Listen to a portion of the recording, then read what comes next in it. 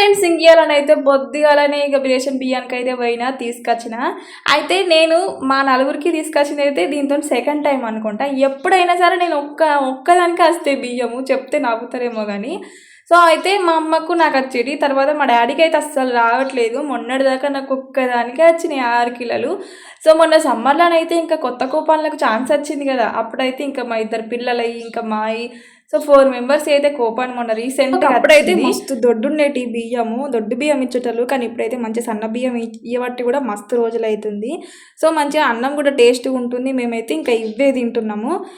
ఇది మాలాంటి పంటలైన వాళ్ళకి, మిడిల్ క్లాస్ వాళ్ళకైతే పిల్లలైతే సో ఏదైనా సరే తింటారు.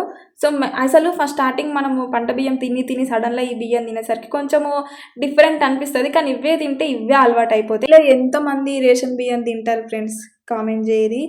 వీడియోకి అయితే లైక్ చేసి మర్చిపోకూరు friends. Thank you for watching.